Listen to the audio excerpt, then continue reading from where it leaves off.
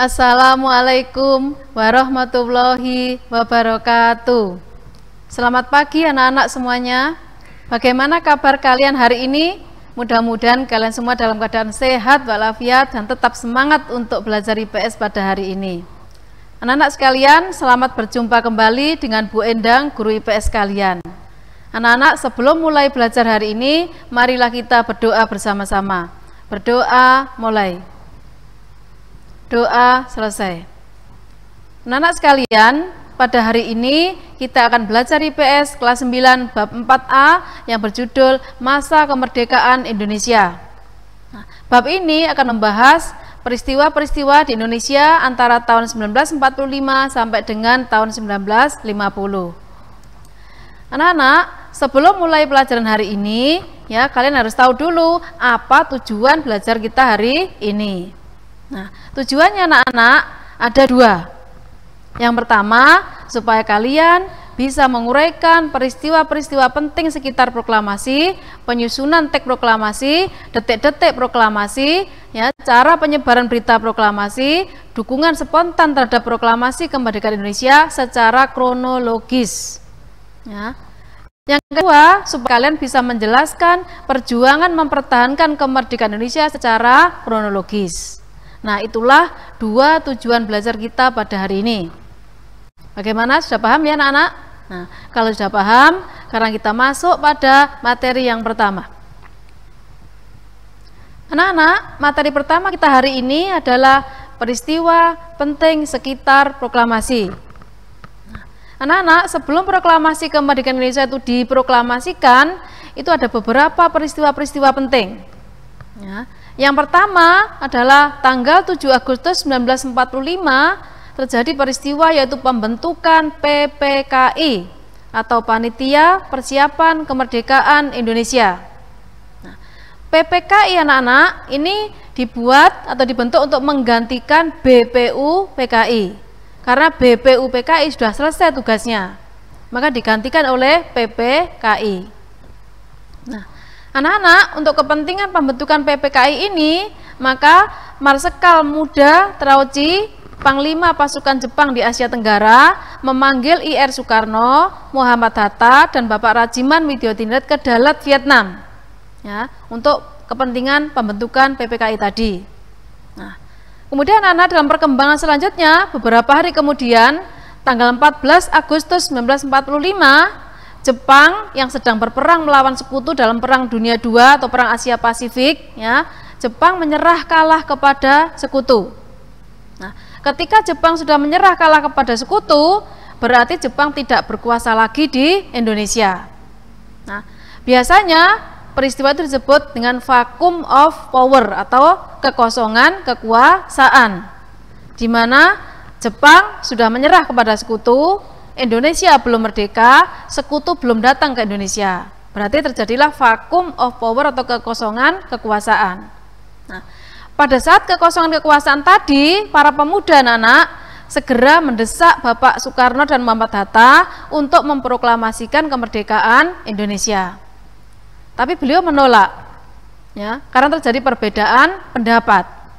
Kaum muda ingin secepatnya merdeka, sedangkan golongan yang lebih senior atau lebih tua menginginkan ada sidang PPKI dulu. Nah, karena perbedaan pendapat tadi, maka terjadilah peristiwa Rengas Dengklok tanggal 16 Agustus 1945 dini hari. Nah, peristiwa apa itu anak-anak? Yaitu para pemuda menculik IR Soekarno dan Muhammad Hatta dibawa ke Rengas Dengklok. Ya, itu. Apa tujuan penculikan tadi? Supaya IR Soekarno dan Muhammad Hatta jauh dari pengaruh Jepang. Karena para pemuda itu kan ingin Indonesia cepat merdeka, jauh dari pengaruh Jepang.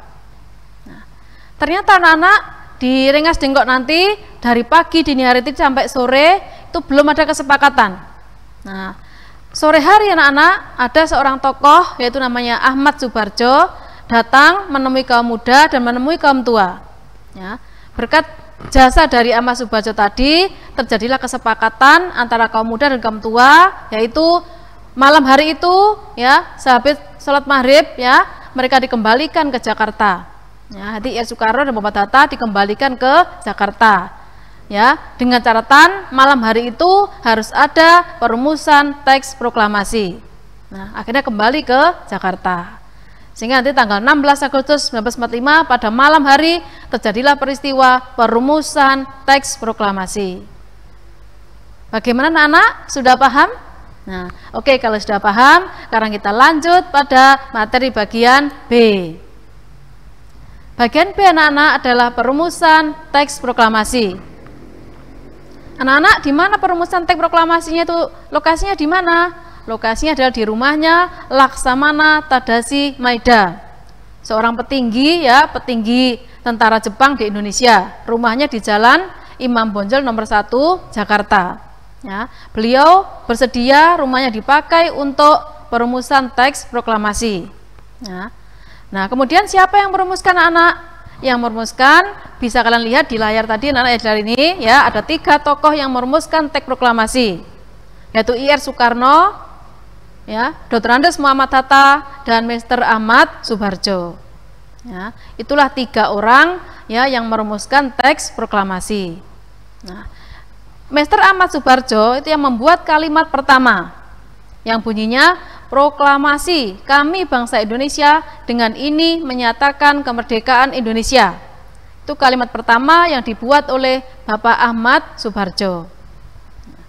Kemudian Bapak Muhammad Hatta membuat kalimat kedua seterusnya, yaitu hal-hal yang mengenai pemindahan kekuasaan dan lain-lain diselenggarakan dengan cara seksama dan dalam tempo yang sesingkat-singkatnya. Itu kalimat kedua yang dibuat oleh Bapak Muhammad Hatta. Kemudian Bapak I.R. Soekarno menulis, ya, menulis dengan tangan, itu, ya. Itulah 3 tokoh yang menyusun teks proklamasi kemerdekaan Indonesia. Nah, setelah selesai anak-anak diketik oleh Bapak Sayuti Melik.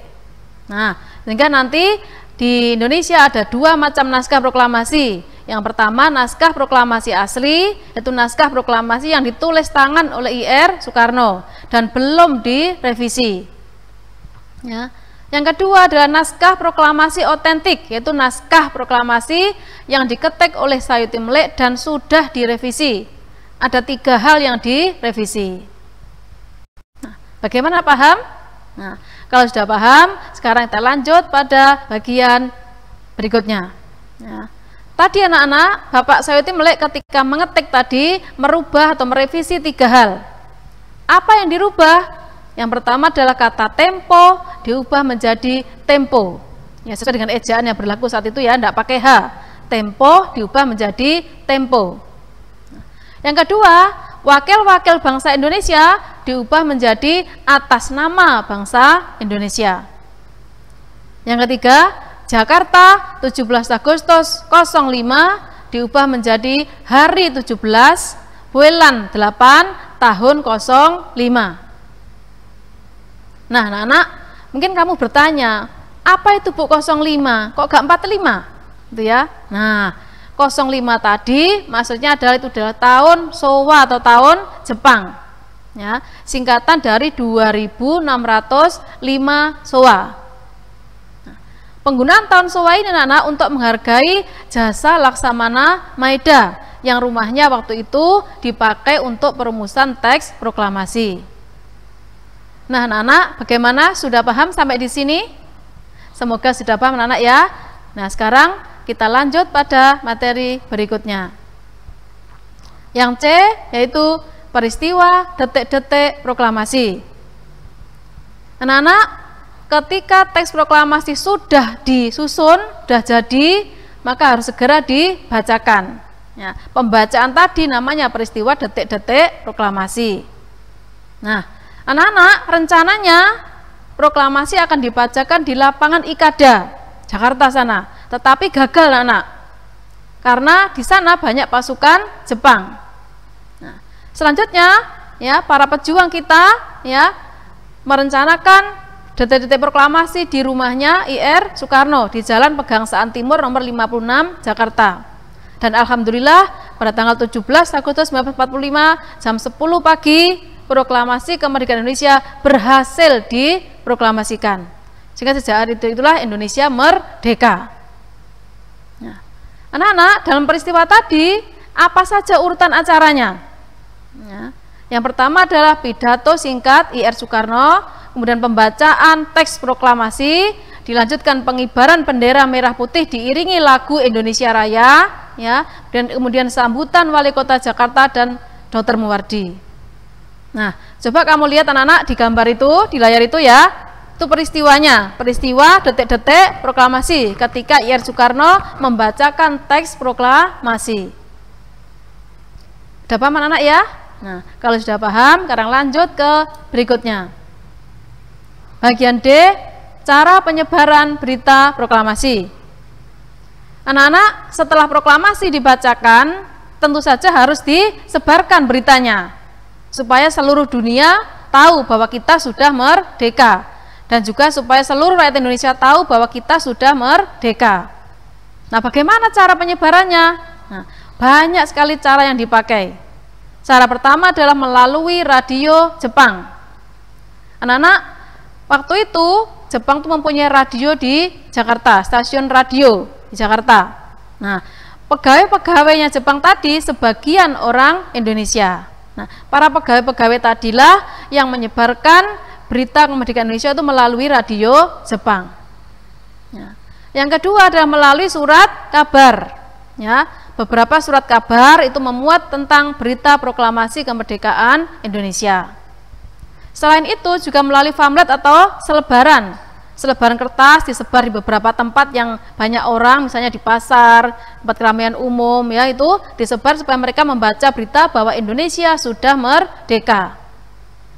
Yang berikutnya adalah melalui coretan, misalnya di dinding ditulis Indonesia sudah merdeka, misalnya gitu ya, atau di jembatan ditulis Indonesia sudah merdeka, atau di kereta api ditulis sekali merdeka tetap merdeka, misalnya gitu ya. Itu melalui coretan. Itu juga bentuk cara penyebaran berita proklamasi. Nah, cara lainnya adalah delegasi ke luar negeri. Delegasi itu utusan anak ya, mengirim utusan ke luar negeri. Ya, waktu itu anak-anak antara lain yang diutus adalah Haji Agus Salim yang akan menunaikan ibadah haji di Arab. Nah, sambil menunaikan ibadah haji, beliau menyebarkan berita proklamasi kemerdekaan Indonesia. Maka tidak heran jika nanti negara yang pertama kali mengakui kemerdekaan kita adalah negara Mesir. Ya. Yang berikutnya adalah melalui delegasi ke daerah-daerah. Yaitu ya, kita mengirim utusan ke daerah-daerah Indonesia supaya daerah-daerah itu tahu bahwa kita sudah merdeka. Dan terakhir adalah dari mulut ke mulut. Nah, anak-anak, pada waktu itu tahun 1945 bangsa Indonesia masih banyak yang buta huruf, banyak yang tidak bisa baca, radio pun banyak yang tidak punya. Sehingga berita dari mulut ke mulut ini ya sangat bermanfaat bagi bangsa Indonesia pada waktu itu. Bagaimana anak-anak? Paham? Nah, kalau sudah paham, sekarang kita lanjut bagian E, yaitu terbentuknya Negara Kesatuan Republik Indonesia. Anak-anak, setelah proklamasi dibacakan, bukan berarti selesai, ya, tapi harus memulai yang baru, lembaran baru sebagai negara merdeka. Nah, untuk melengkapi unsur pemerintahan negara merdeka tadi, maka kita mengadakan sidang PPKI. 3 kali sidang anak-anak. Yang pertama tanggal 18 Agustus, kedua tanggal 19 Agustus, dan tanggal 22 Agustus. Masing-masing nanti kita lihat hasilnya. Ya. Yang tanggal 18 Agustus anak-anak ada 3 hasilnya, yaitu mengesahkan Pancasila dan UUD 45, mengangkat Soekarno dan Muhammad Hatta sebagai presiden dan wakil presiden, dan untuk sementara tugas presiden dibantu oleh Komite Nasional. Itu adalah hasil sidang pertama PPKI. Nah, berikutnya anak-anak, hari berikutnya tanggal 19 Agustus juga ada sidang PPKI yang kedua. Hasilnya yaitu dibentuk 12 departemen dan dibentuk 8 provinsi. Coba lihat di layar anak-anak ya. Wilayah Indonesia yang begitu luas dari Sabang sampai Merauke, itu hanya dibentuk 8 provinsi. Ya, hanya 8 saja. Sekarang sudah 34 ya, dulu 8 saja. Nah, berikutnya tanggal 22 Agustus kita juga mengadakan sidang lagi. Hasilnya yaitu dibentuk Komite Nasional Indonesia, dibentuk Partai Nasional Indonesia, dan dibentuk Badan Keamanan Rakyat. Nah, dengan 3 kali sidang tadi, maka lengkaplah ya unsur-unsur pemerintahan Republik Indonesia. Paham anak-anak ya?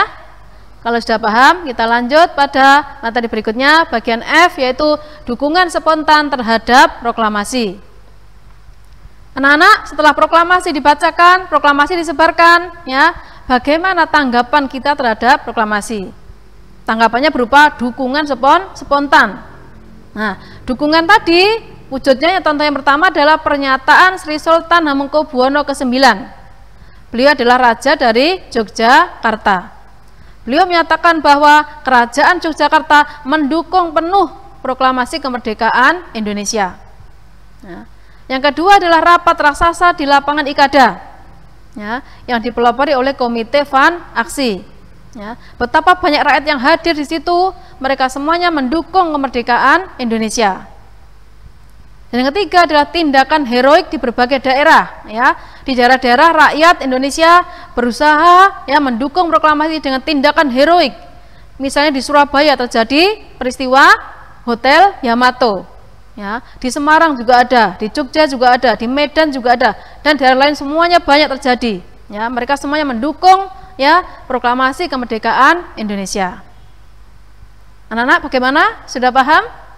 Kalau sudah paham, lanjut pada materi berikutnya, bagian G, yaitu perjuangan mempertahankan kemerdekaan Indonesia. Anak-anak, setelah proklamasi dibacakan, setelah kelengkapan negara dilengkapi, apakah berhenti sampai di situ? Tidak, ya, karena kita harus berjuang mempertahankan kemerdekaan. Nah, apa latar belakangnya kita harus mempertahankan kemerdekaan? Nah, itu ada dua hal. Yang pertama, kedatangan sekutu diboncengi Nica atau Belanda. Sekutu anak-anak yang datang ke sini, ya, sebagai pemenang perang, ya, ternyata dia disusupi pasukan-pasukan Nica atau Belanda.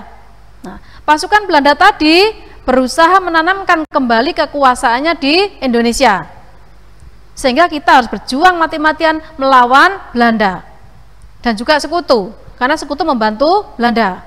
Ya, jelas anak ya, itulah alasan kenapa kita harus berjuang mempertahankan kemerdekaan pada waktu itu. Paham ya anak-anak?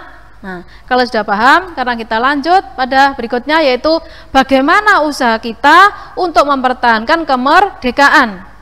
Nah, anak-anak, pada waktu itu ada dua cara mempertahankan kemerdekaan. Yang pertama adalah cara perjuangan bersenjata, yang kedua cara perjuangan diplomasi. Untuk perjuangan bersenjata tadi, itu berupa pertempuran-pertempuran di mana-mana. Hampir seluruh kota besar terjadi pertempuran melawan Belanda dan sekutu.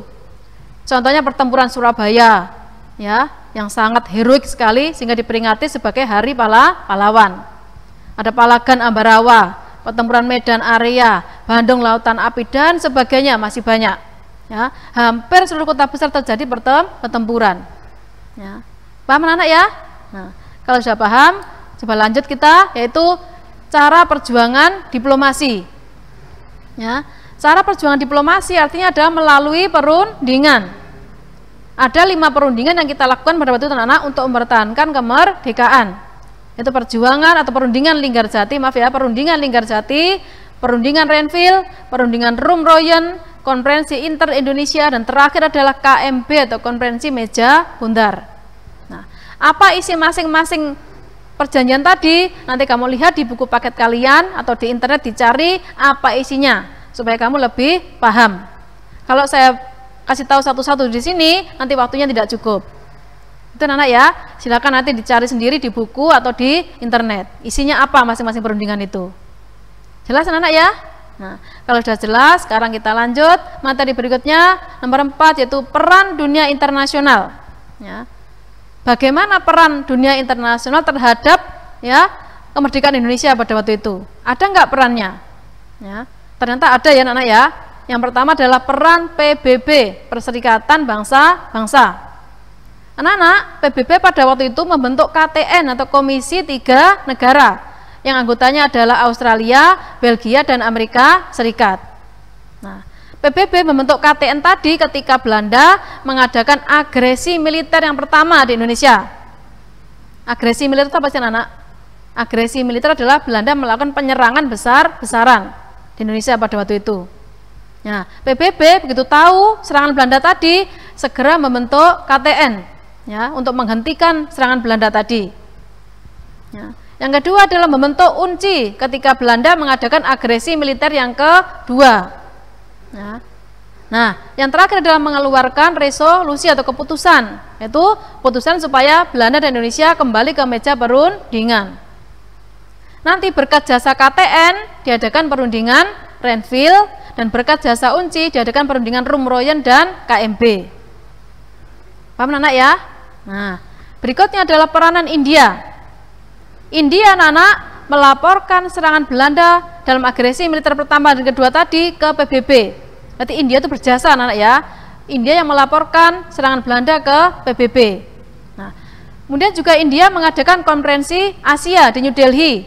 Ya, intinya ya bahwa resolusi itu untuk menyamkan ke PBB dan mereka mendukung kemerdekaan Indonesia. Ya, jelas anak-anak ya. Nah, kalau sudah jelas, sekarang kita lanjut pada materi berikutnya. Bagian H yaitu perkembangan politik RI pada awal kemerdekaan. Bagaimana kira-kira anak perkembangannya? Apakah baik-baik saja? Apa tidak? Nah, coba lihat ya di layar. Nah, perkembangan pertama adalah Belanda dan Sekutu datang lagi ke Indonesia setelah Indonesia merdeka. Sehingga kita harus berjuang mempertahankan kemerdekaan. Yang kedua, Belanda mengadakan agresi militer pertama dan agresi militer yang kedua. Ya. Yang ketiga, perundingan Linggarjati, Renville, Rumroyen, KII, dan KMB. Ya. Isi perundingannya bisa kalian lihat di buku atau di internet. Yang keempat, terjadi pemberontakan PKI Madiun tahun 1948. Ya. PKI menusuk dari belakang, ibaratnya gitu anak ya. Ketika kita berjuang mempertahankan kemerdekaan, ketika kita berjuang melawan Belanda dalam agresi militer Belanda kedua, ternyata PKI menusuk dari belakang. PKI mengadakan pemberontakan di Madiun tahun 1948. Ya. Berikutnya adalah pemberontakan DITII, ya, pemberontakan Darul Islam Tentara Islam Indonesia. Mereka juga mengadakan pemberontakan, sehingga negara kita yang sedang berjuang mempertahankan kemerdekaan tadi terpaksa juga harus melawan para pemberontak. Berikutnya adalah setelah KMB, Konferensi Meja Bundar tahun 1949, bentuk negara kita adalah RIS, Republik Indonesia Serikat. Nah, kemudian nanti tahun 1950 ya, RIS dibubarkan, kita kembali ke bentuk NKRI atau Negara Kesatuan Republik Indonesia. Anak-anak, bagaimana? Sudah paham bagian H ini? Kalau sudah paham, kita lanjut pada bagian berikutnya, yaitu perkembangan ekonomi RI pada awal kemerdekaan. Coba bayangkan bagaimana ekonomi kita pada waktu itu. Kita baru aja merdeka. Nah, ternyata anak-anak yang pertama inflasi sangat parah. Ya, inflasi sangat parah. Inflasi itu apa sih anak-anak? Yaitu turunnya nilai mata uang. Sangat parah turunnya. Karena uang Jepang beredar tak terkendali. Ya, sehingga nilai uang sangat turun drastis. Yang kedua, blokade laut oleh Belanda. Ya, diblokade semua pelabuhan sehingga kita tidak bisa mengekspor, tidak bisa mengimpor. Ya. Yang ketiga, melaksanakan program pinjaman nasional. Ya, pemerintah belum punya dana apa-apa, kita baru merdeka, maka kita mengadakan program peminjaman nasional. Ya. Yang berikutnya mengadakan diplomasi dengan India. Ya, India adalah negara yang sangat banyak membantu Indonesia. Ya. Yang terakhir adalah mengadakan hubungan dagang dengan luar negeri oleh BTC. Nah, anak-anak, itulah perkembangan ekonomi RI pada awal kemerdekaan. Bagaimana, sudah paham? Nah, mudah-mudahan sudah paham ya. Nah, sekarang kita lanjut pada berikutnya. Anak-anak, setelah kalian tadi mempelajari materi bagian bab 4A tadi, sekarang saya beri tugas untuk kalian. Ya, ada 2 tugas untuk kalian. Yang pertama, carilah gambar di internet atau di buku tentang perjuangan bangsa Indonesia mempertahankan kemerdekaan melawan Belanda dan Sekutu. Setelah dapat gambar tadi, buatlah clipping. Ya, 1 anak cukup 3 lembar saja clippingnya. Clippingnya kamu buat yang bagus, kemudian difoto, kemudian dikirim atau diupload di Google Classroom IPS. Paham ya tugasnya? Nah, yang kedua, kerjakan LKS atau LKPD kalian bab 4A. Setelah kamu kerjakan nanti akan dikumpulkan. Nah, pengumpulannya kapan? Menunggu informasi berikutnya. Bagaimana? Sudah jelas tugasnya? Nah, kalau sudah jelas, anak-anak, sekarang kita lanjut pada bagian terakhir, yaitu bagian penutup. Anak-anak sekalian, setelah kalian mempelajari bab 4A ini, bagaimana kesimpulannya? Kesimpulannya adalah perjuangan bangsa Indonesia untuk merdeka sangat panjang dan berat.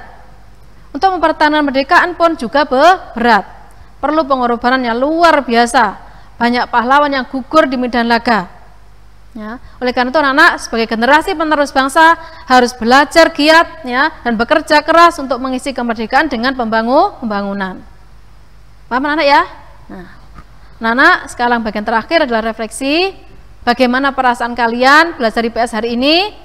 Semoga senang semuanya ya, dan tetap semangat untuk belajar IPS. Ya, anak-anak, sampai di sini pelajaran IPS pada hari ini. Mudah-mudahan kalian semua bisa mengambil hikmah dari pelajaran hari ini. Terima kasih. Wassalamualaikum warahmatullahi wabarakatuh.